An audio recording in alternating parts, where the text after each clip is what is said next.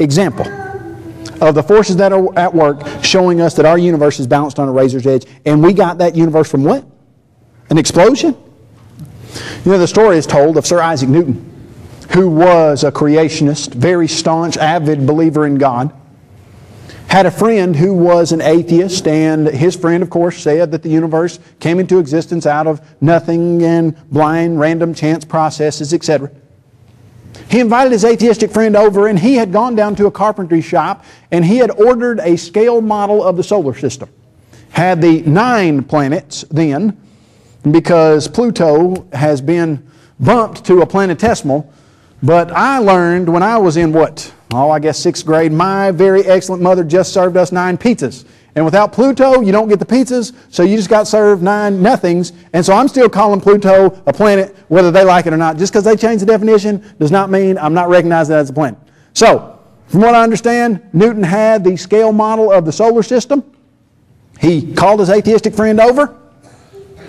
His atheistic friend started looking at the model of the solar system.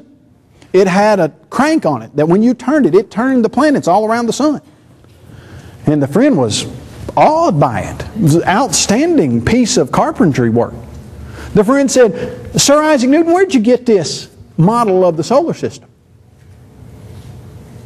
Newton said, "What do you mean, where'd I get it?" He said, "Who made it for you?" Newton said, "Nobody made it. It just popped into existence." The friend said, "Newton, come on now. Somebody, look, this thing, it's scale model. Everything spins like it's supposed to. It was colored, the colors they thought that the planets were." He said, "Somebody made it for you." And Newton insisted. He said, "No. This just came into existence out of the processes that are going on in my room."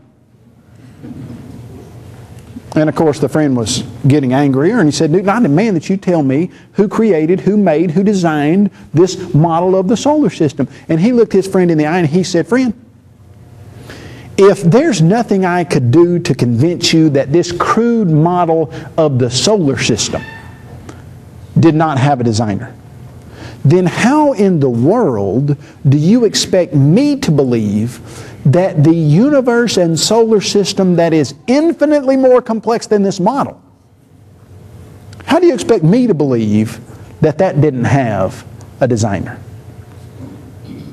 Great point, isn't it? What you know is that explosions don't cause order, and the only things that bring about complex functional order, the only thing that can do that is a mind. And our universe exhibits such order that it blows the mind of the most brilliant human scientist in the world. So what does that explain to you about the mind that's behind the design of the universe? It's got to be a greater mind.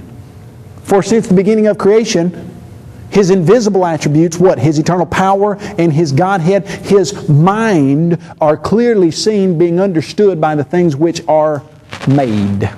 Design always has demanded a designer. Thomas B. Warren met a man by the name of Anthony Flew in 1976 in Denton, Texas. This was a landmark battle between right and wrong. Thomas B. Warren had a Ph.D. from Vanderbilt University. He was one of the most credentialed men in the world at the time, and he was standing up for the proposition that there is a God.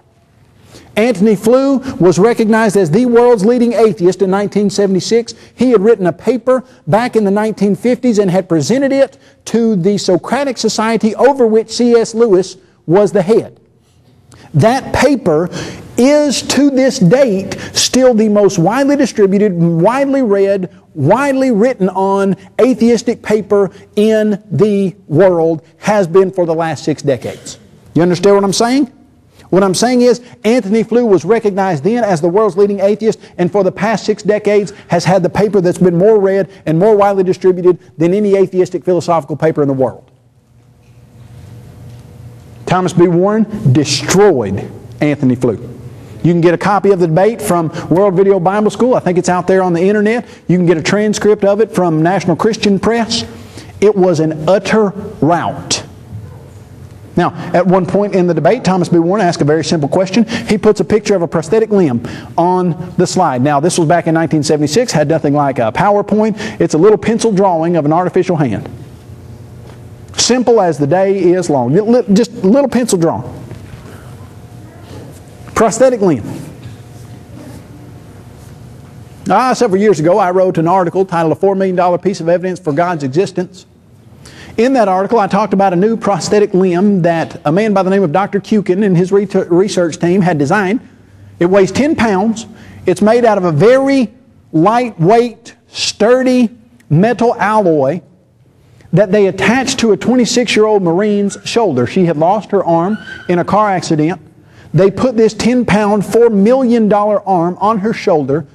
They took nerves from her shoulder and connected them to 6 motors in the arm so that she could literally move her fingers on the prosthetic limb when she thought about it. Now, from what I understand, when they started connecting them, they didn't connect them exactly right at first, so she was thinking about moving her pinky, and her thumb would move. Eventually, they got it wired correctly so that when she thought about moving her pinky would move. And Dr. Kukin said, we are seeing something that has never been seen ever in prosthetics. We are seeing a completely new era of artificial limbs. He said, we are thrilled that this young lady can take a pair of pants and fold them without using a hard surface. He said, that's never been done before. This is the first of its kind. No one's ever been able to do that. He said she can take a jar of spaghetti with one hand and she can scrape out the remaining spaghetti with the other. We've never seen it done with a prosthetic limb. It's unheard of. It's completely, totally cutting edge. But it's clumsy, he said. Clumsy compared to what? Oh, just your hand. That one cost $4 million. You didn't know you were worth so much, did you? It's clumsy compared to just your regular old human hand. In fact, your regular old human hand without 3 of its digits would be more effective than any prosthetic limb that's ever been designed. Thomas B. Warren put a picture of a prosthetic limb up. He said, did this prosthetic limb have a designer? Anthony Flew? What's he forced to say? Yeah, sure it did. You take a $4 million piece of metal that you can actually move with nerves. Yeah, it had a designer. Everybody knows that. He put up a picture of a real hand, just a normal human hand. Now, let's say you accidentally take a sledgehammer to a metal alloy arm and you smash the finger of it and you come back in 6 weeks. What has been happening or what has occurred to that finger that you smashed with a hammer of that metal alloy arm in 6 weeks? Nothing. Still smashed, isn't it? You take a hammer, you accidentally smash your finger, what happens? You come back in 6 weeks. Oh, your body has been programmed to remove the bone chips that are no longer useful. Think about that. You've got bones all in your hand right now.